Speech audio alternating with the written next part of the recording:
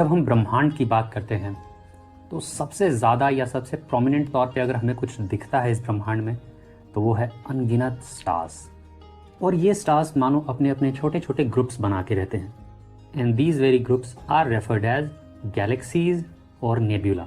इन्हीं को हम गैलेक्सी या नेब्यूला के तौर पे भी जानते हैं। काफ़ी लंबे रिसर्च के बाद ऐसा नंबर भी दिया गया है कि हर एक गैलेक्सी में अराउंड 100 मिलियन स्टार्स तो होते ही हैं। हमारा अपना गैलेक्सी जो कि मिल्की वे है, ये भी अराउंड 100,000 मिलियन स्टार्स इसके पास हैं। इसी के आसपास एक अराउंड में नंबर दिया जाता है साइंटिस्ट्स के द्वारा। आमतौर पे अपने डेली लाइफ में हमें स्टार्स काफ़ी छोटे लगते हैं, मानो आसमान में किसी ने मोतियाँ पिरो रखी हैं। पर हम जानते हैं कि थ्रू वेरियस रिसर्च और साइंटिफिक पेपर्स कि ये हमसे अरबों खरबों मील दूर हैं और इनके रोशनी को हम तक पहुंचने में कई बार हज़ारों साल का वक्त लग जाता है, मे बी कई बार उससे भी ज़्यादा, क्योंकि अगर कोई और ज़्यादा दूर है तो उससे भी ज़्यादा समय लग जाता है। तो the star we are looking today is actually the star of the past. Now if we talk about the speed of the light, it is around 186,000 miles per second. यानी अगर हम इसको किलोमीटर में करें तो लगभग 3 लाख किलोमीटर प्रति second की रफ्तार से प्रकाश जो है वो ट्रैवल करती है, रोशनी ट्रैवल करती है।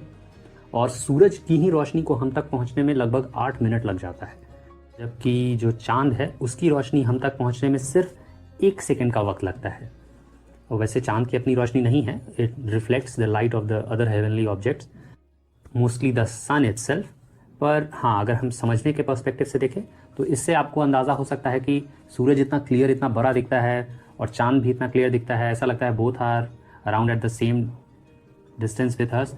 पर रोशनी के स्पीड और रोशनी का पहुंचने में जो समय लगता है, इसी से समझ सकते हैं कि चांद कितना करीब है और सूरज जो कितना करीब दिखता है ये एक्चुअली कितना दूर है। और धरती और सूरज के बीच की ये दूरी लगभग 93 मिलियन माइल्स है। अगर आप इसको किलोमीटर में देखें तो ये लगभग 15 करोड़ किलोमीटर के आसपास ये नंबर चला जाता है। तो ये थी सूरज और अर्थ के बीच की दूरी। सूरज के चारों तरफ जो धरती घूमती है उसका पाथ जो है वो एलिप्टिकल होता है, यानी वो बिल्कुल सर्कुलर नहीं है, वो थोड़ा सा अंडे जैसा है, थोड़ा सा खिंचा हुआ सा है, एंड दैट बिकम्स एलिप्टिकल। और सूरज और बाकी जो सारे ग्रह हैं जो एक फैमिली बनाते हैं, एक परिवार बनाते हैं, इसको एक साथ हम एज अ सोलर सिस्टम कहते हैं। इस सोलर सिस्टम वाला फैमिली का जो हेड है वो हो जाता है सन।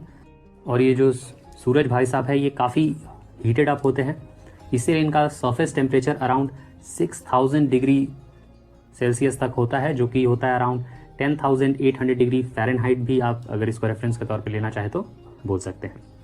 वहीं अगर सूरज के इंटीरियर में हम जाएं तो ये टेम्परेचर बढ़ के हो जाता है लगभग 20 मिलियन डिग्रीज सेल्सियस, यानी फ़ारेनहाइट में इसको 36 मिलियन बोल सकते हो आप, इसको 36 मिलियन हो जाता है ये।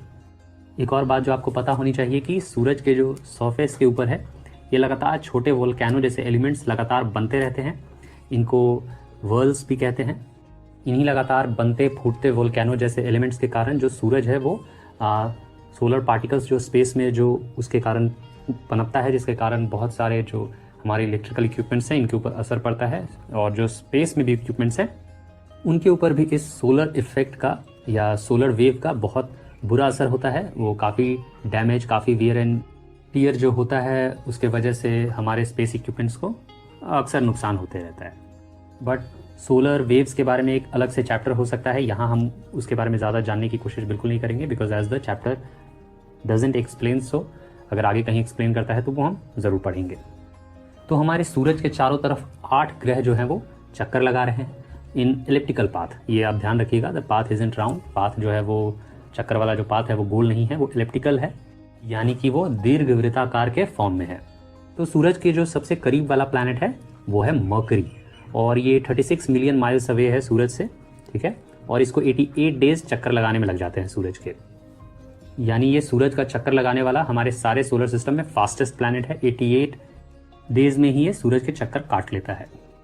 मर्करी के बाद जो अगला प्लैनेट है वो है वीनस, यानी जब मर्करी बुझेगा तो वीनस जलेगा। तो Venus is also called as earth's twin, यानी ये देखने में काफ़ी हद तक अर्थ के जैसी लगती है, यानी इसका जो प्रोपोर्शन है, जो इसका साइज़ है, ये काफ़ी हद तक अर्थ के जैसा दिखता है। That's why we call it earth's twin, यानी धरती की जुड़वा बहन। बट भाई साहब, अर्थ तो अर्थ है और अर्थ के जैसा कोई और नहीं। अर्थ अपने आप में एक अनोखा ग्रह जो अभी तक हमारे वैज्ञानिकों ने इतनी खोज की है। अर्थ के जैसा ग्रह या जहाँ जीवन इतनी भरपूर मात्रा में उपलब्ध हो, ऐसा कोई ग्रह अभी तक वैज्ञानिकों को मिला नहीं है। अर्थ का अपना एक नेचुरल सैटेलाइट भी है जिसको कि हम मून के तौर पे जानते हैं, और मून और धरती के बीच की दूरी 238.900 माइल्स है, यानी 288,900 माइल्स आप इसको लिख सकते हो ऑलवेज। और ये धरती का चक्कर 27 दिनों में काट लेता है। अब धरती के बाद हम स्पेस एक्स के रॉकेट में बैठ के पहुंच जाते हैं अपने अगले पड़ोसी मार्स के ऊपर। और मार्स जो है वो सूरज से चौथा ग्रह है। मार्स के ऊपर मानव जाति का जो फोकस है वो है रिगार्डिंग द एक्सप्लोरेशन वर्क, कि अगला जो ग्रह हम जिसके ऊपर शायद मनुष्य जाति कदम रखेगा वो ऑब्वियसली लगता है मार्स ही होगा। मून पे इंसान ने कदम रख लिया है। अब चांद के बाद से हमें काफ़ी लंबी वाली छलांग मारनी होगी, क्योंकि हम अगला कदम जो रखेंगे वो शायद मार्स के ऊपर ही होगा। अभी हाल ही में नासा के द्वारा 2020 परसेवरेंस नाम का जो मिशन था वो मार्स के ऊपर उतरा है। आपका ये करंट अफेयर्स का भी टॉपिक बन जाता है। और परसेवरेंस की लैंडिंग कहाँ हुई है ये भी एक बेहद इंपॉर्टेंट पॉइंट होता है एग्जाम के हिसाब से। इसकी जो लैंडिंग हुई है वो हुई है जेज़ेरो क्रेटर के पास, जो कि one of the most aimed project था नासा के द्वारा। और अब ये one of the most important facts हो जाता है किसी भी एग्जाम को लेकर, तो ये आप ध्यान में रखिएगा।